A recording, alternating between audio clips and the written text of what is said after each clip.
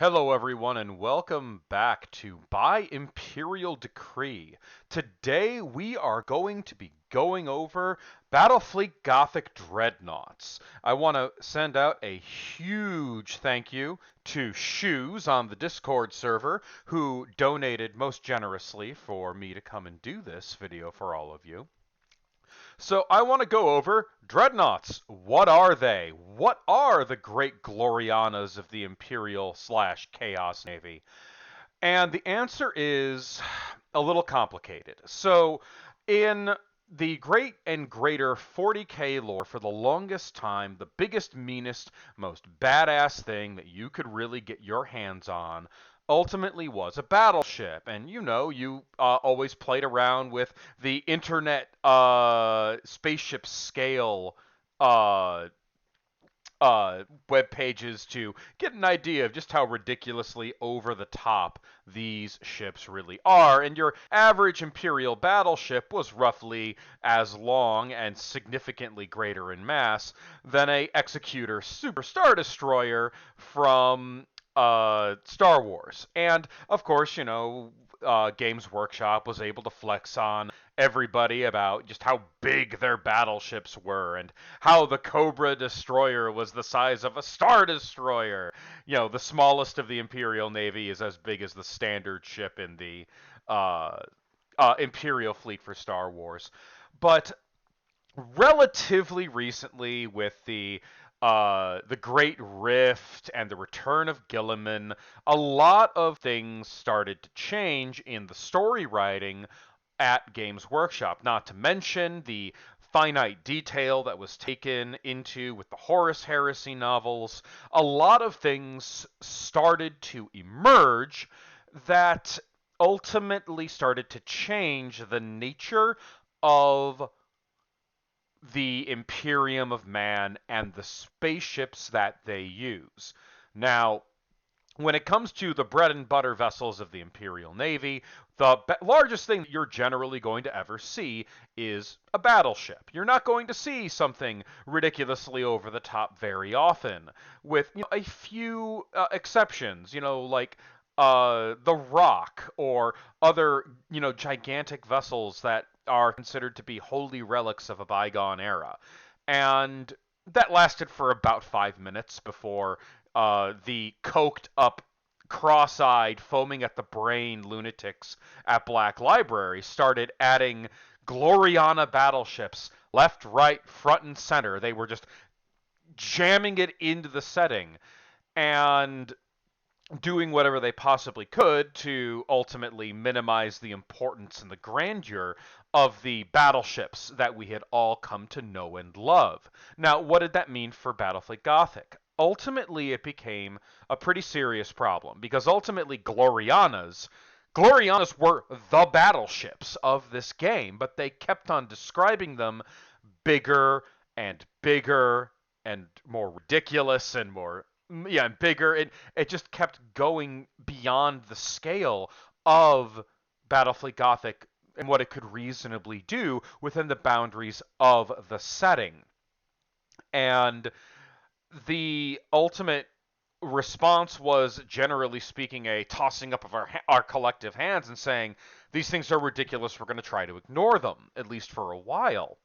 And as long as we possibly could, because there's like one in the galaxy. The likelihood of them taking place in, taking part in any small level skirmish or even in large fleet battles was almost, zero, because they're too valuable just to throw away. Well, then of course Games Workshop kept on making new ones, and suddenly Glorianas were frickin' everywhere, and every chapter had its own Gloriana. Sometimes they had multiple Glorianas. So the first emergence of Gloriana rules happened in Battlefleet Heresy for specific vessels that were attached to specific chapters of the Space Marine Legions.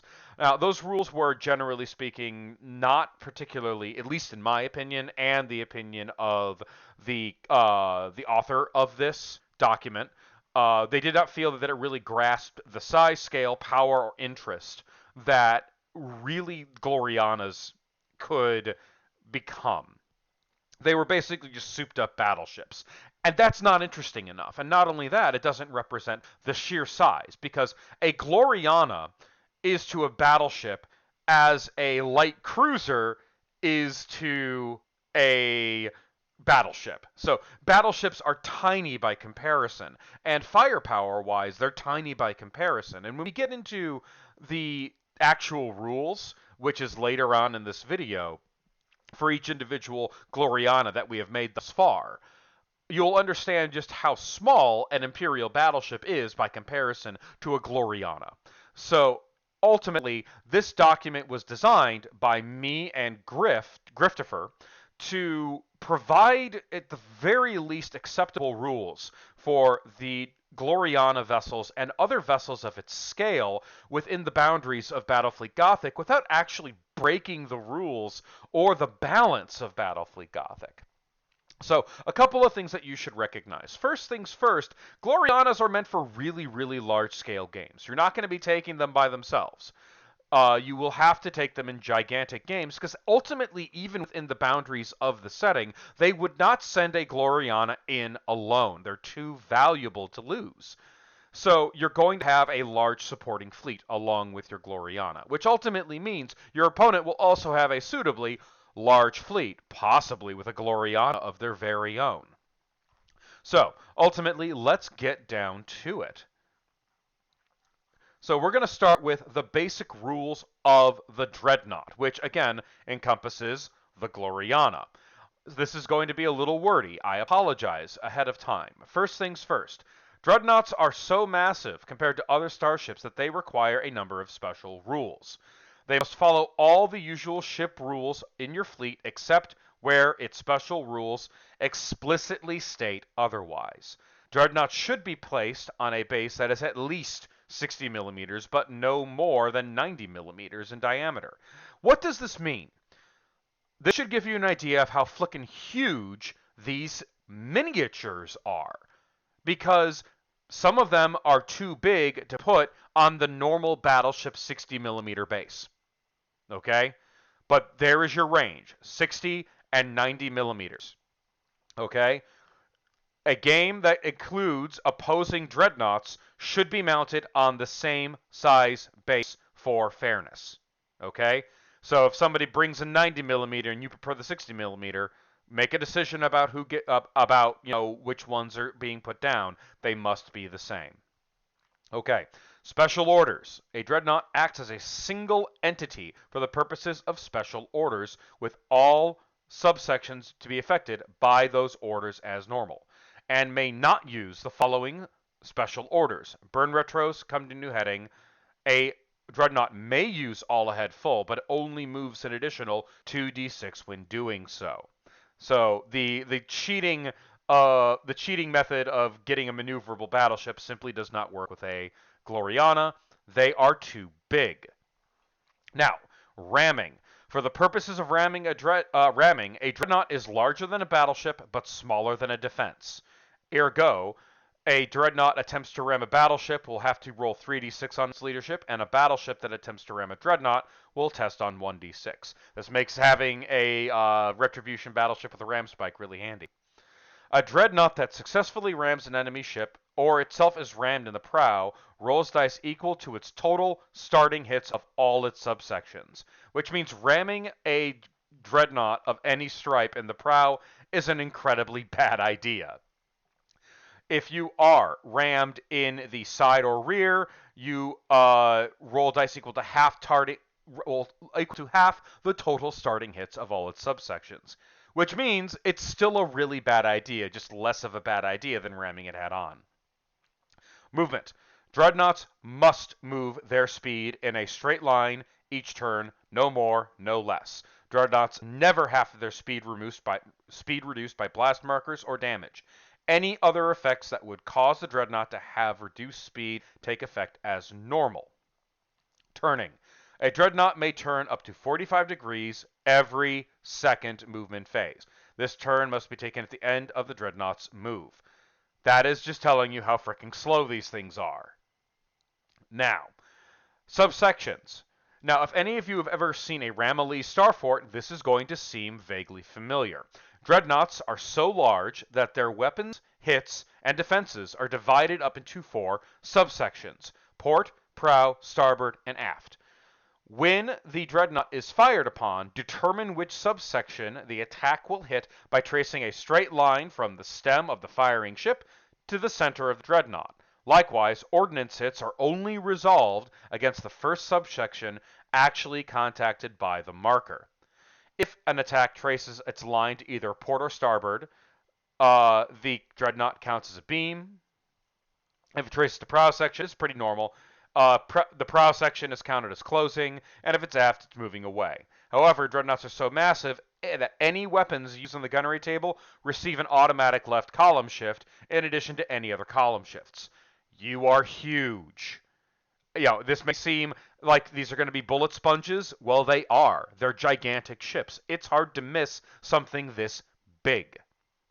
So, shields and blast markers. Each subsection has its own shields. When blast markers are placed, put them in contact with the appropriate edge of the dreadnought's base. Damage and critical hits. All damage and critical hits only affect the subsection that they are inflicted against, unless specifically noted otherwise. Subsections can be crippled as normal. However, only the crippled subsection has its weapons and capabilities affected, and the dreadnought's leadership is unaffected by crippling of any subsections. Once a subsection's hits are reduced to 0, any further hits plow into drifting wreckage and do not do any further damage. Basically, if a section is reduced to 0, there is no point in shooting that section at all any further. Should the aft section be destroyed, reduce the speed of the dreadnought by half. That's one of those special cases where you can reduce the dreadnought's speed. Damage control. Damage control is undertaken individually by subsection. To all intents and purposes, the 4 subsections can function as individual ships placed back to back. The dreadnought itself is only destroyed once all 4 subsections are reduced to 0 hits, at which point a single roll in the catastrophic damage table is made, which comes later. Blast markers only affect the subsections they are in contact with. Templates. Nova cannons and other template weapons can only score a full hit against the subsection most under the center hole of the marker when it hits. If a direct hit is rolled on the scatter, then the Nova cannon directly hits only the subsection facing the attacking ship. So if your Nova cannon is facing the prow, it only hits the prow. Should the Armageddon gun hit a dreadnought, then only the subsection facing the firing vessel is hit, unless the struck subsection is completely destroyed by the damage caused by the Armageddon gun. If this happens, the Armageddon gun will strike the opposite subsection, port to starboard, prow to aft, basically showing that the beam is penetrating the ship. Boarding. Enemy ships may board any subsection that they come into contact with. The following boarding action is resolved as normal, with only the targeted subsection being involved in the boarding action. Any resulting hits or critical hits against the dreadnought are likewise only applied to that section. So if you have an enemy ship that boards it, you only board the section you come into contact with, and that section is the only thing that loses life.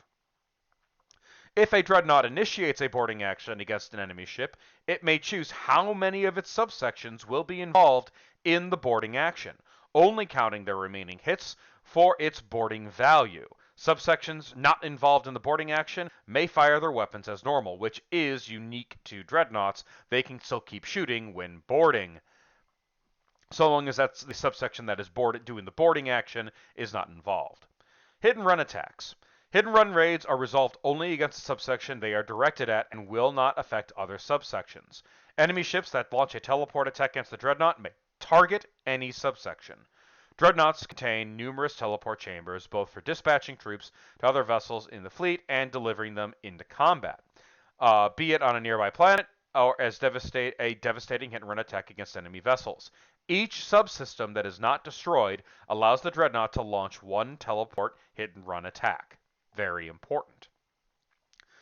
Attack craft. When launching attack craft from a dreadnought, it may only form waves out of the squadron's launch from the same launch bay. Squadrons launched from a separate launch bay may not be combined together into a separate wave. So no gigantic uber waves. The spine. The central command and control facility of a dreadnought is a heavily armed and armored redoubt, capable of withstanding almost any attack. The spine cannot be targeted separately by enemy attacks, and is only destroyed when the rest of the dreadnought is reduced to 0 hits.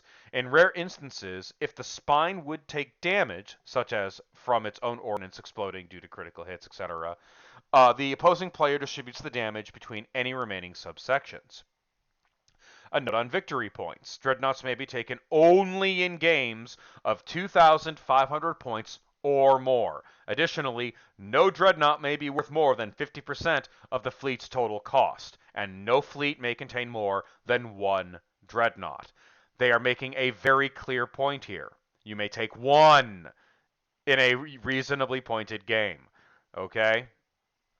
Good luck with getting any more. Typically, you can't do that. Actually, you can't do that at all. Additionally, dreadnoughts use the following table to determine how many victory points are worth to opponents. A dreadnought that disengages with no damage is counted as 10% destroyed. A dreadnought that disengages with any damage is 25% destroyed.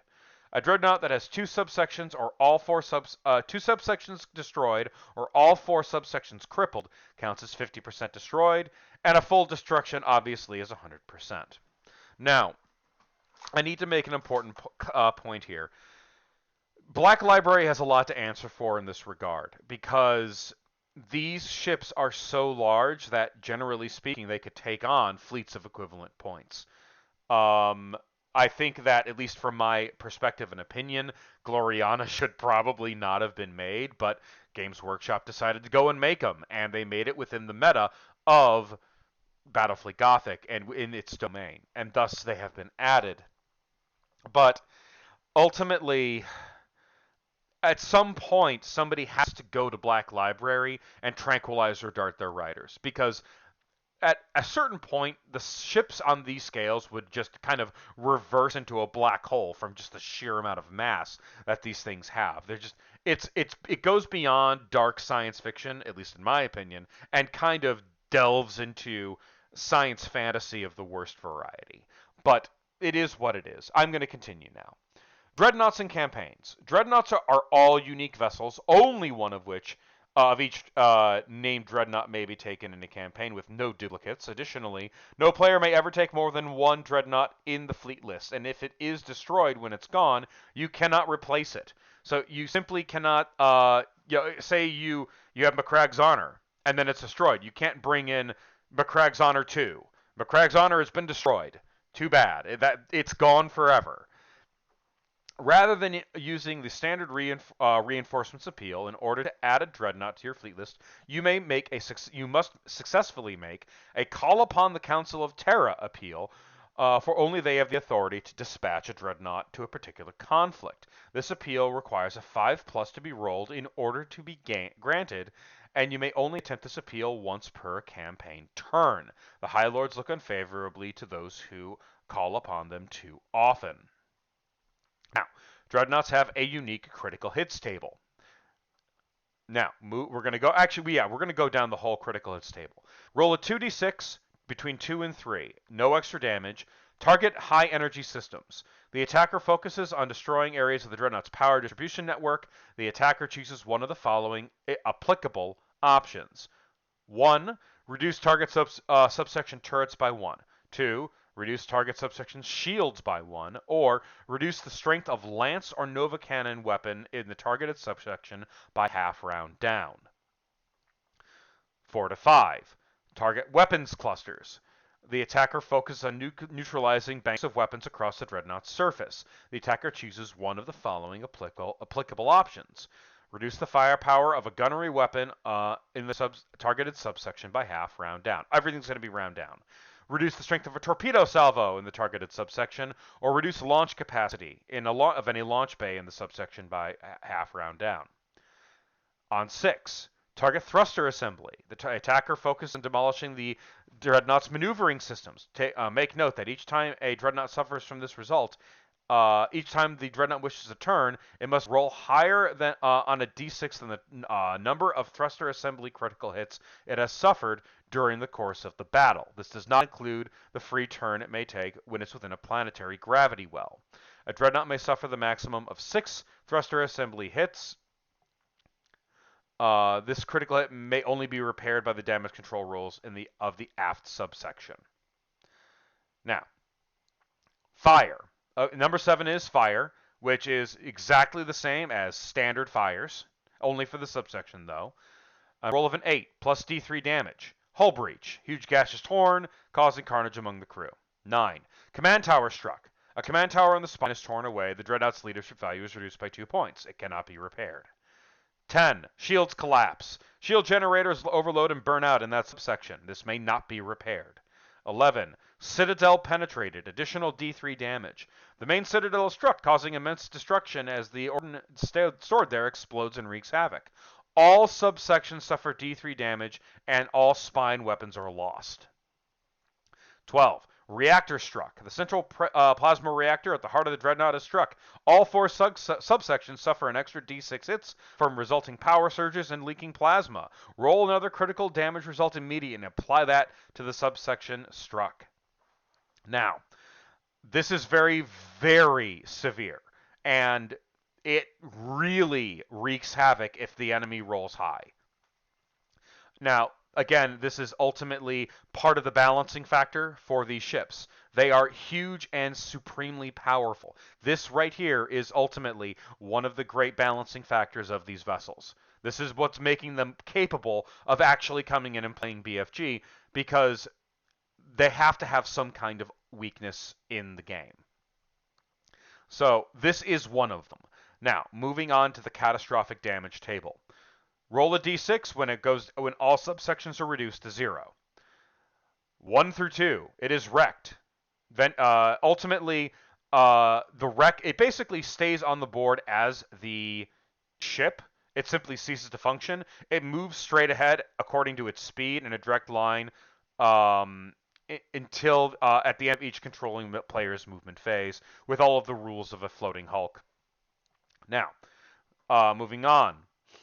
On 3, structural collapse. The ship falls apart and pieces drift away, filling the area with huge chunks of wreckage. Replace the model with a 15 centimeter diameter asteroid field. The asteroid field moves the Dreadnought speed along the same heading as the Dreadnought when it was destroyed at the end of each moving phase. So it becomes basically a moving asteroid field. Now the interesting ones, 4 through 5. X2d6 extra blast markers. Hyperplasma meltdown. Dreadnought's main reactor goes critical in a spectacular style.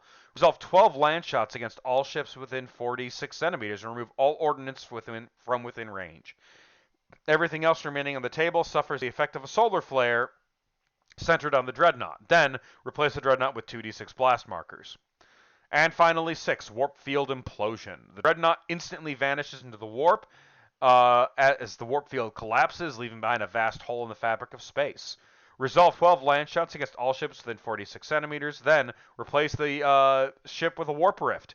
All the ships and ordnance markers remaining on the table are then drawn 15 centimeters directly towards the center of the rift. Objects that pass into the rift will be affected as normally by a warp rift. This is very, very similar, if not identical, to the Ramillies Starfort catastrophic damage table. Now, we're on to the actual Dreadnoughts. So, first thing you're going to notice is that there are subsections, and then there's, of course, there are subsection rules, and there are the actual armaments. So, some Dreadnoughts have spinal armaments, some of them simply do not. So, just to be aware of that. So, I don't think there's anything without a spinal armament. We'll find out in the course of this overview. We're going to go over everything that we had up until recently. Me and the author suffered real life, and we have a couple of ships still to make. So you can look forward to us adding to this list later. So we are going to begin with the Invincible Reason. The first Gloriana class, according to this, it was the very first Gloriana class to be constructed. It had a level of detail and craftsmanship not seen in subsequent vessels. I'm sure a lot of you recognize this big, beautiful ship. So, let's go on to its stats. First things first, it's 1,075 points. Oof. That's expensive. So, moving on. Okay. The Prow subsection characteristics. 12 hits, Dreadnought for the type. Speed, 10 centimeters for the whole vessel. Turns special, as described above. 4 shields on the prow. 6 up armor, and 4 turrets. Port, starboard, and rear are identical, with the exception of the armor, which is 5 up. So Dreadnought 12, 10 centimeter, which the whole ship moves at 10 centimeter, no surprises. Special turns, 4 shields, 5 up armor, and 4 turrets. Its armament. Prow armament. Plasma Vortex, 30 centimeters, strength 8, front arc. And a launch capacity for Thunderhawk Bay for 20 centimeter movement. The port weapons. Weapons battery, 60 centimeters, strength 20. Starboard weapons. Weapons battery, 60 centimeters, strength 20. Aft weapons. Weapons battery, 30 centimeters, strength 12. And the spine weapons. Lance battery, strength 5, front, left, right, and bombardment cannon, 60 centimeter. A 60 centimeter bombardment cannon. Let that sink in. The lances are also 60 centimeters, strength 8, front, left, right. It has the following special rules. The Invincible Reason may be used by any Chaos or Imperial fleet using the standard Dreadnought restrictions. The Invincible Reason has a Space Marine crew. It rolls on the Space Marine leadership table and has all of the benefits of being Space Marine as described here. The Invincible Reason imparts D6 automatic hits during a successful ram on a target vessel before rolling hits has been inflicted. Additionally, all friendly ships within 15 centimeters gain +1 leadership to a maximum of 10. Plasma boosted batteries. All weapons batteries on the Invincible Reason gain a left column shift on the gunnery table. The Plasma Vortex follows the same rules as a lance, except that it inflicts critical hits on a 5+. Additionally, when targeting an enemy at a range of closer than 15 centimeters, outside of 15 centimeters, I apologize, it only hits on a 5+. So, obviously this thing is meant to be a giant, aggressive, forward-moving ship of doom. It is heavily armed. It is designed to take on any possible threat, and it is incredibly durable with 12 hits on each subsection. It is a very, very good, though extremely expensive Gloriana. It also has an interesting mix of short-range weapons in the front, but it's also one of the very few Glorianas specifically designed for a good old-fashioned ramming action. And boy, oh boy, is it good at it. So that is the Invincible Reason, a beautiful ship with punishing firepower. So we're going to move on. The Iron Blood for the Iron Warriors. Built in the shipyards of Olympia, it was one of the mightiest capital ships in the galaxy, capable of single-handedly annihilating fleets of entire planets. The Iron Blood was amongst the largest Gloriana-class vessels and took part in many of the battles of the Great Crusade. And boy, oh boy, does it live up to that name. Sorry, I'm still recovering. All right, what is it equipped with? First things first, its stat line. All subsections. Dreadnought 10 hits, 10 centimeter speed, normal turning rules, 4 shields, 6 up armor, and 4 turrets. This thing has 6 up armor all around, and it is a giant monster of a ship. That should make everyone kind of shudder in horror at the very concept. What is it equipped with? 1 Nova Cannon in the prow. Port weapons. Bombardment cannon, strength 16, 45 centimeters to the left, and a strength 6 torpedo to the left. Its starboard weapons. Bombardment cannons, 45 centimeters, strength 16 to the right. And torpedoes, 30 centimeters, strength 6 to the right. It has aft bombardment cannons at 30 centimeters to its rear. Lance batteries on the spine, strength 7 lance batteries at 45 centimeters, front, left, right, and a Thunderhawk Bay that launches 3 squadrons. This is one of the shorter range Gloriana battleships in the game. And it is designed to effectively walk up to any other Gloriana, completely ignore all the firepower that it sends against it, and get up as close as it can and fold it in half. And it is well equipped to do so. So, when it comes to its special rules, obviously it has a Space Marine crew, it has a +1 leadership to a maximum of 10, and may ignore any right column ships when targeting enemy defenses. So, if it is shooting against ground targets or space stations of any stripe or the Orc Hulk, which would be just goofy, it ignores any right column shifts when shooting at those. It is designed to break defenses and really anything else. This 6-up all around armor also makes it incredibly hard to kill. And with 10 hits each subsection, it's a tough nut to crack. It really does epitomize the Iron Warriors and their toughness. So, moving on to the Hrafnkel? Hrafnkel. Um, Something Nordic. Yeah, the something Nordic. The Hrafnkel was heavily reflective of the Space Wolves culture with Fenrisian ornamentation and decorative stylings. However, Leman Russ rarely commanded this vessel except in dire circumstances or critically important actions, preferring to accompany one of his Jarls when on campaign. Now, it is a significant. Oh, quickly making a point. The Iron Blood is 1,350 points. It's more expensive than the Invincible Reason. You're really gonna have to play big games to bring this thing along. But the Hrafnkult, the something Nordic, is only 900 points, which is far more reasonable. Let's look at its stats. Dreadnought 8, speed 15 centimeters, a slightly faster ship, normal Gloriana turns, 4 shields in the prow, armor 6 in the prow, and 4 turrets. Its port, starboard, and aft sections are Dreadnought 8, 15 centimeter speed, normal turns for a Dreadnought, 3 shields, armor 5 up, and 4 turrets.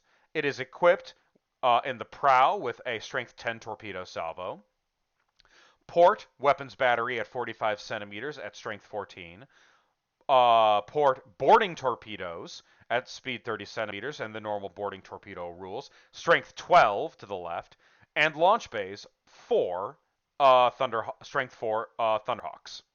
And the same on the starboard with 14 weapons batteries, strength 12 boarding torpedoes, and 4 strength Thunderhawk bays.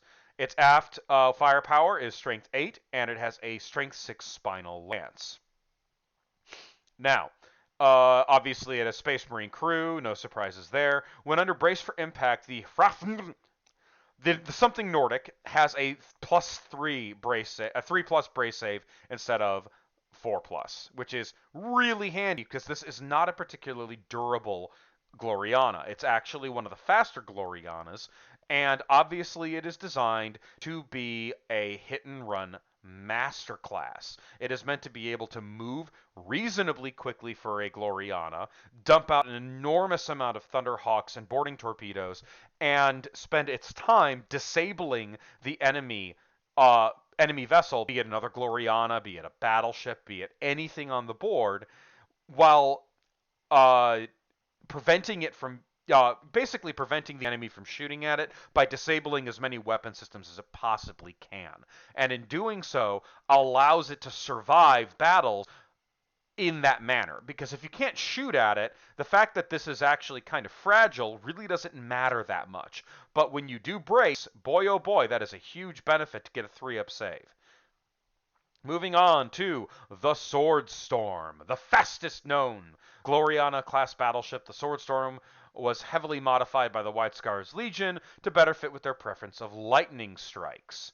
Now, we're going to go on to its stats. Dreadnought 8, all subsections including prow, speed 15 centimeters, standard Gloriana turning, shields 3 in all subsections, armor 5 up in all subsections, and 3 turrets.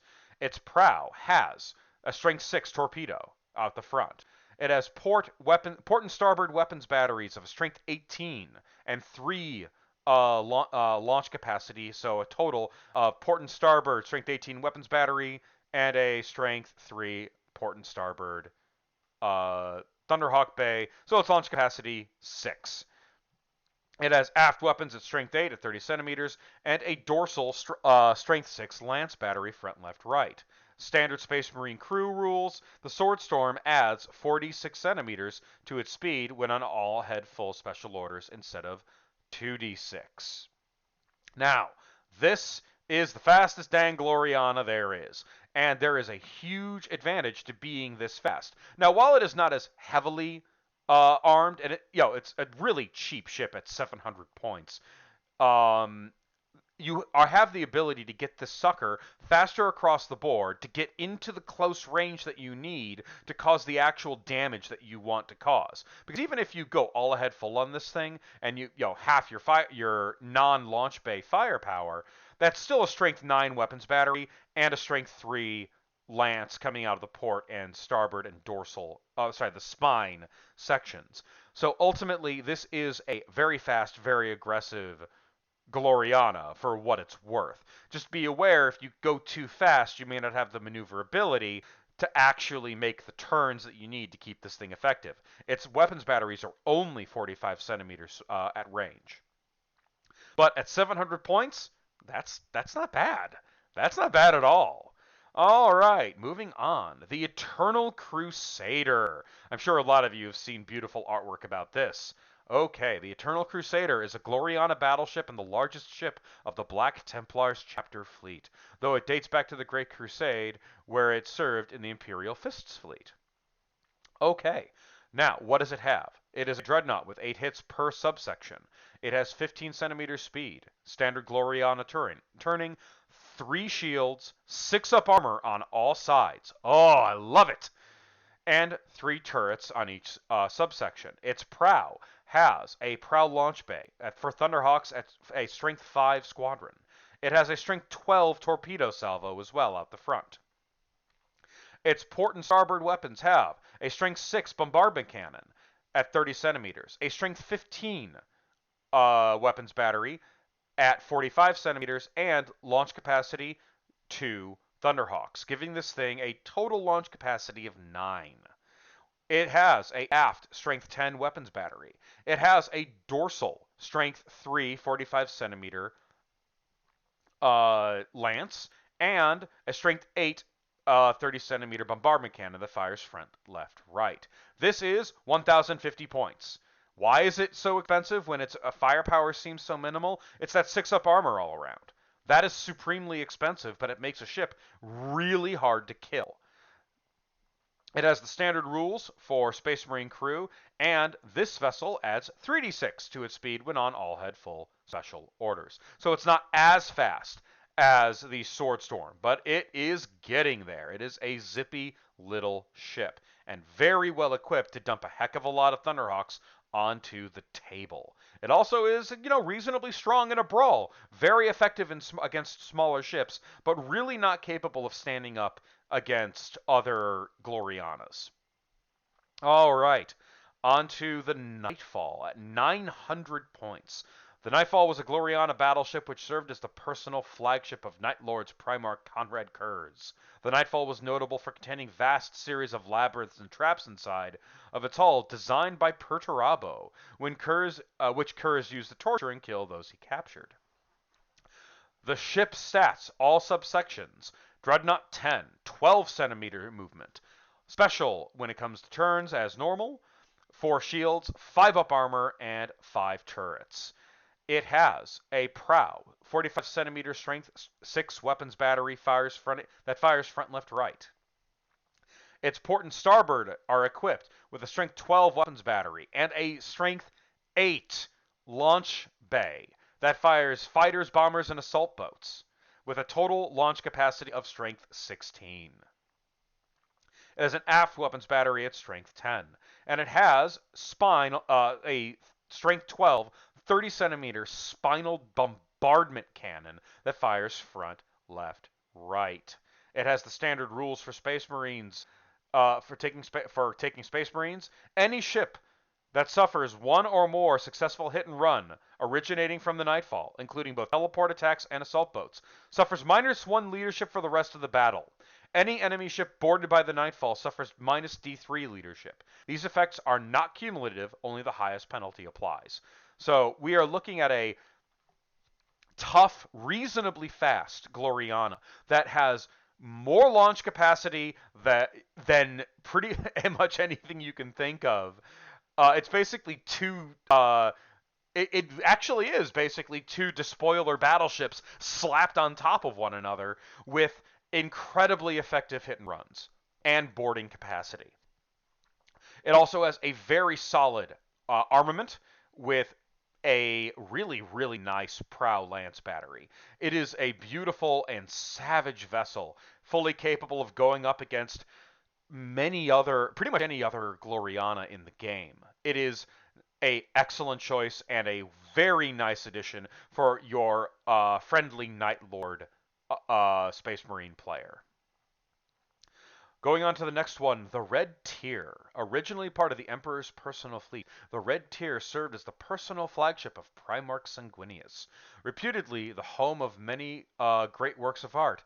And many of these were destroyed following the events of Cygnus Prime, no surprises. Now, it is a 780-point Gloriana with a Dreadnought of 8 hits on all subsections. It has speed 10 centimeters, turns normal for Gloriana, 3 shields on each subsection, armor 5 up, turrets 3 on each subsection. Now, here's where things get interesting. Prow weapons, Nova Cannons, strength 2. That's right, we have 2 Nova Cannons on this thing, out the front. Torpedoes, strength 14, out the front, at speed 30 as normal. Port and starboard weapons battery.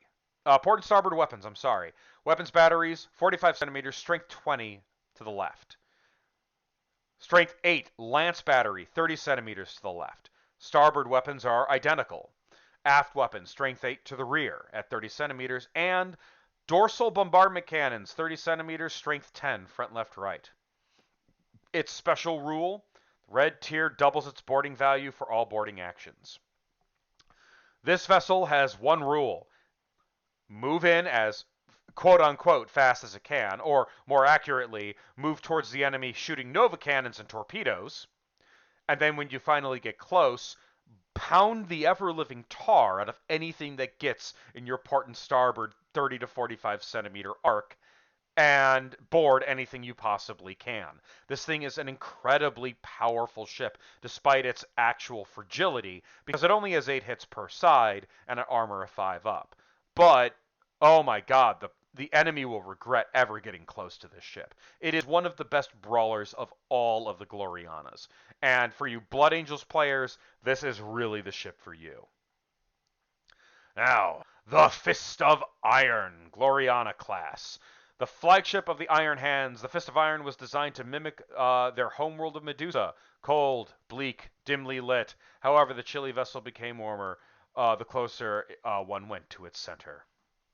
Now, the ship has a prow subsection characteristic. Dreadnought, 10 centimeter movement, 4 shields, 6 up armor, 4 turrets. The port, starboard, and rear subsections. Dreadnought, 10 centimeters, turns as normal, shields 4, 5 up armor, and 4 turrets, each subsection. Prow weapons, Nova Cannon, strength 2. That's right, another strength 2 Nova Cannon, but again, 1,150 points. This is an expensive one. Strength 2 Nova Cannon out the front. Torpedoes, strength 5 out the front, and another strength 5 torpedo out the front. It must be fired in separate waves. Port weapons, 45 centimeter, strength 14 weapons battery, and a strength 7 lance at 30 centimeters that fires to the left. Launch bay, thunder strength a 25 centimeter launch capacity. Sorry, that should be 20 centimeter for Thunderhawks. 2 squadrons of Thunderhawks. Weapons batteries out the starboard are all weapons are the identical on the starboard end.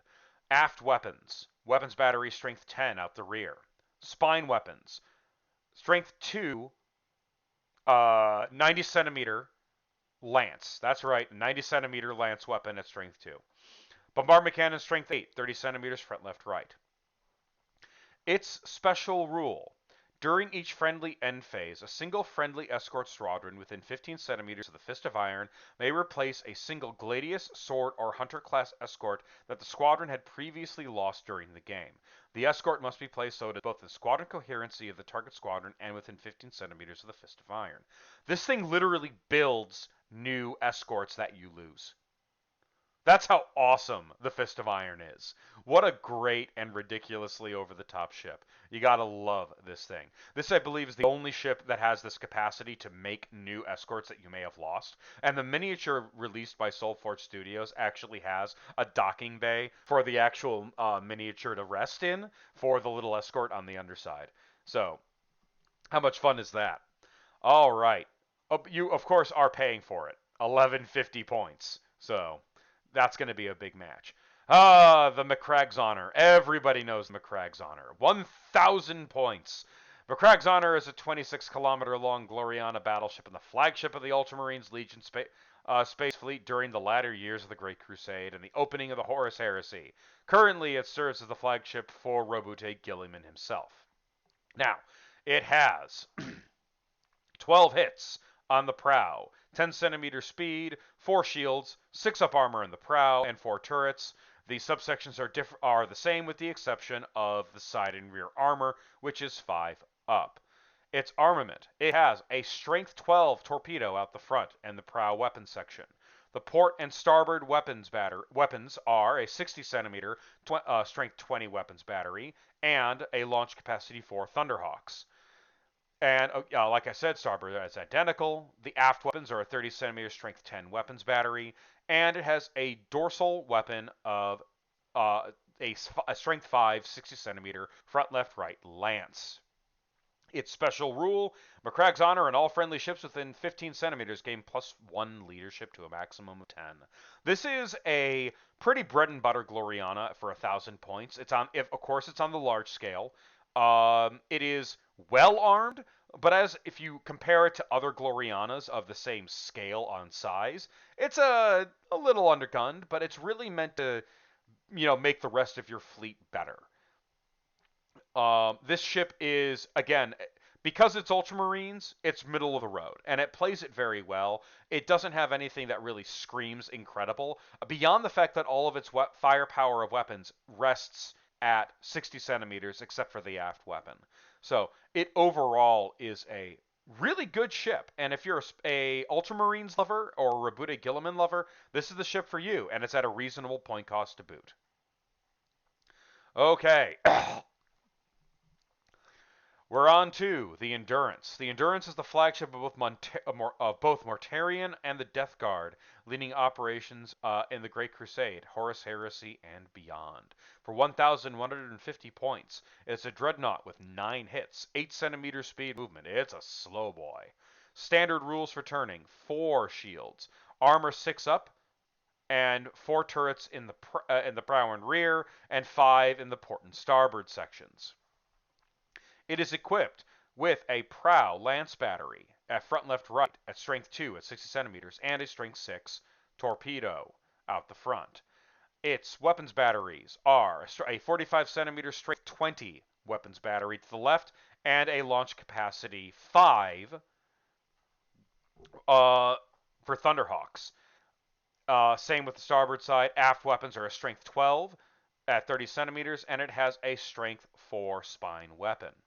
Now, the Endurance has an interesting special rule. The Endurance may choose to take the attack cruiser Greenheart below for 165 points. The Greenheart may be included in a squadron with any other ship, including the Endurance, even if the standard squadron rules would prohibit it. The Greenheart is a Cruiser 6, 25 centimeter speed ship at 90-degree turns, 2 shields, armor 6 up all around with 2 turrets. It has a prow Volkite cannon at strength 3 out the front. It has a dorsal strength 3 bombardment cannon, front, left, right, and port and starboard launch bays of Thunderhawks with 1 each squadron. The Volkite cannonade functions exactly as a lance, save that it causes a critical hit on a roll of a 5 up. You effectively get a free light cruiser. You have to pay for it, but you get a very special light cruiser that has excellent rules for its Volkite cannonade and more Thunderhawks, which is never a bad thing. Moving on. The Fidelis Lex. The Fidelis Lex was covered in the religious iconography of the World Bearers and was the home of many crazed cultists and faithful followers. Lorgar himself commanded the vessel from the Peregrinus? Man, that's a weird word. Basilica, and the massive battleship participated in Lorgar's pilgrimage into the Eye of Terror as well as the Shadow Crusade. It is a big one. It is a 12-hit dreadnought on the prow with 10 centimeter speed, 4 shields, 6 up armor, and 4 turrets. The rear, starboard, and port side have 5 up armor but are identical otherwise. It has a strength 12 prow torpedo out the front.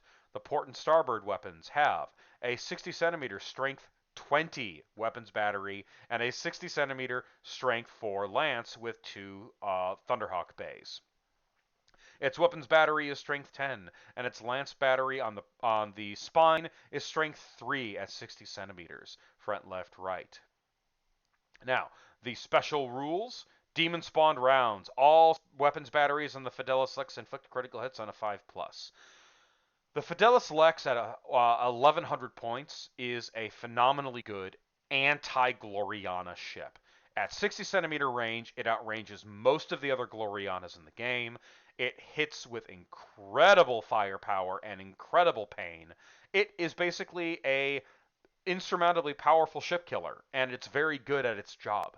Um, Ultimately, its great weakness is the fact that it's so dang expensive. And, it has decent speed. It's not going to be able to avoid being surrounded and taken out by an enemy fleet forever, but it is a astronomically powerful ship and fully capable of going toe to toe with most of the other Glorianas in this book. And just to give you an idea of how dangerous the World Bearers are when they field this ship, despite the fact that they don't ever actually do anything in 40k. Now going on to the really interesting ones. The Alpha/Beta Gloriana class. The Alpha was a Gloriana-class battleship used by the Alpha Legion Adeptus Astartes in the years of the Great Crusade.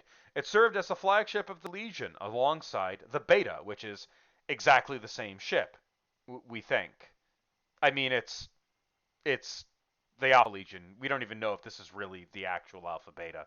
Anyway, it has all subsections are the same. Dreadnought 8, speed 15 centimeters, turns normal for Gloriana, 3 shields, armor 5 plus at 3 turrets. So at 850 points with this stat line, it's not as tough as the other ones, but you're going to find that it's not necessarily what the purpose of it is.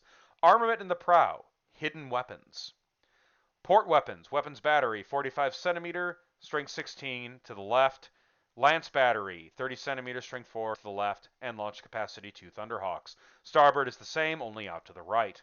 It has a strength 8 aft weapons battery. It has on the spine a 60 centimeter, strength 4 lance at front, left, right, and a launch bay for Thunderhawks as strength 3 squadron. Now this thing has a significantly more special rules because it's Alpha Legion and they don't care about the rules. It has standard Space Marine rules. The Alpha Beta may make one normal move immediately after deployment, but before either side has taken a turn. This is actually very important because this allows it to turn sooner, and it gives it a little extra opportunity to move across the board. In addition, if the Alpha Beta is more than 30 centimeters from the enemy at the start of the game after making its extra move, it may not be targeted by enemy ships at all during the first turn of the game unless itself has attacked another vessel. That's right, this thing, basically the purpose of this thing was to make it look like a giant freighter, and it's basically a nightmarishly huge Q ship. Hidden weapons. The Alpha Beta is armed with one of the following weapon systems. You do not need to inform your opponent which it is until you use it for the first time. What does this mean? You pick one of these, and only one of these, and that's the equipment that it has for the game. You can have a Strength 2 Nova Cannon. You can have a Strength 14 Torpedo. You can have a Strength 6 45 centimeter weapons battery. You can have a Strength 10 30 centimeter bombardment cannon that fires front, left, right. effectively letting you pick without the enemy knowing the the means of how you will destroy them. And again, this is I think probably my favorite Gloriana simply because it adds a new tactical element into the mix of the game. Because whenever they're fighting against the Alpha Legion, your enemy doesn't necessarily know what your Gloriana is capable of. And that is a huge advantage for the mind games of this campaign. Not to mention being completely impervious to attack in the first turn of the game is a huge help, especially in the larger scale games that Glorianas tend to be in, because things tend to die very quickly in these large games. Aside from that, it's obviously meant to be a close range brawler with very, very powerful firepower, despite the fact that it's a reasonably fast and fragile ship. Okay, on to the really big one, the Abyss, the most expensive Gloriana in this document. The Abyss class battleship were a trio of super heavy battleships used by the Word Bearers Legion during the Great Crusade and Horus Heresy. These battleships were massive vessels, each one a rival to even the famed Phalanx. What does it have for got 1400 points? That means you have to have a bare minimum of 2800 point battle to field this sucker. It is as follows: Dreadnought 14, speed 10 centimeters, turns normal for Gloriana, shields 5 in the prow, armor 5 up, turrets 4. And in the aft subsection, so port, prow, starboard sections, I'm sorry, have 5 up armor and 5 shields and 4 turrets and 14 hits. The aft subsection has 14 hits, 4 shields, 4 up armor, and 4 turrets. It is equipped in the prow, a strength 3, prow 60 centimeter plasma lance in the front, another strength 3 plasma lance in the front, and a third plasma lance in the front that fires at 60 centimeters. It has a port and starboard 60 centimeter strength 16 weapons battery, and a 60 centimeter strength 4 lance battery, and launch capacity 4 for fighters, bombers, and assault boats. Starboard is the same out the right. Aft weapons, strength 12, weapons battery at 30 centimeters.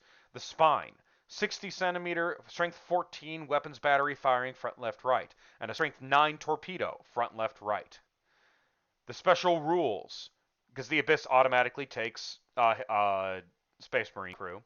Plasma lances follow the normal rules for lances, except that they hit on a 5+ and inflict critical hits on a 5+. Additionally, when within half range, rounded down, they hit on a 4+ and inflict critical hits on a 4+.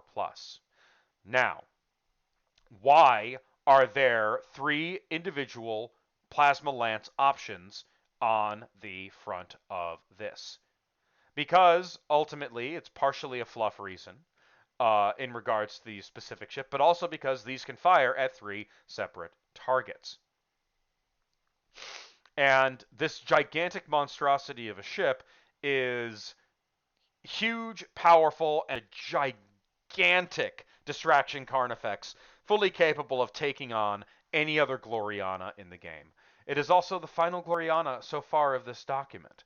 But many other Glorianas have been released, and they will be added to this document, and I will be sure to go over them in their own videos as part of the Imperial Decree series, and as thanks to Shoes for being so generous with his donation.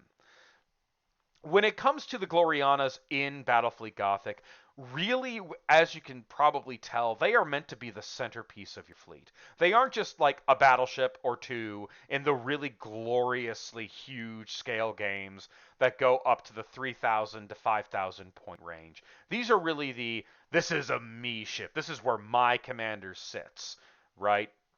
And when you are playing games in this scale, the games take a much longer period of time to play, but at least in my experience, they're a lot more fun. They tell a far grander and far more epic story of, space combat in this game that, isn't really told in the smaller tournament sized battles. there are way more moments of, that lucky ship causing that lucky crit that turns the whole tide of the battle. There are way more moments of, enormous firepower exchanges that cause huge ships to completely detonate in spectacular, over the top manners.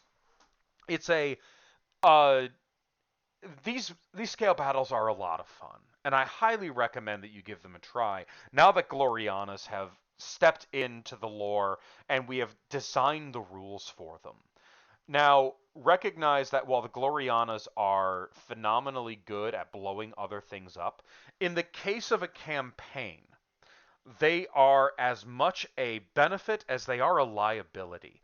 And in the sense that while you have this incredible locus of overwhelming firepower, it is a pain in the rear to repair them. And, you know, while it's very hard to destroy them, it is actually pretty dang easy to render them not nowhere near as useful as the opponent may think they are.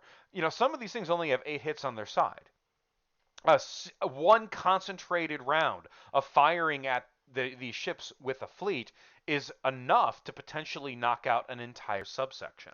And now, while it may take a great deal of time in order to destroy all 4 subsections, it a ship that has its port, prow, and starboard weapons disabled because it has no hits left in them is basically a giant repair point nightmare for campaign games. You will probably, if you send this thing into too many battles, have to actually send it back to the shipyards, and you won't be allowed to use it for several rounds as it gets repaired.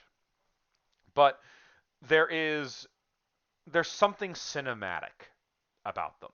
And that alone makes them worth bringing to a game. If anything, they also just look phenomenal as the center of a fleet as well. Um,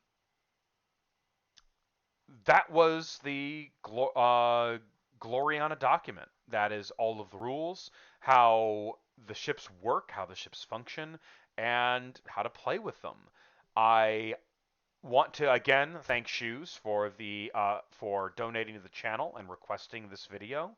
That is the end of this by Imperial Decree video. I hope you all enjoyed it. And if you have any fan-made ships or fan-made documents that you want me to do an overview on, I am more than happy to do another by Imperial Decree video. Just contact me in the Discord server or other established means of contact, and we can talk about getting it done. Thank you all so much for watching. I will talk to you all very soon.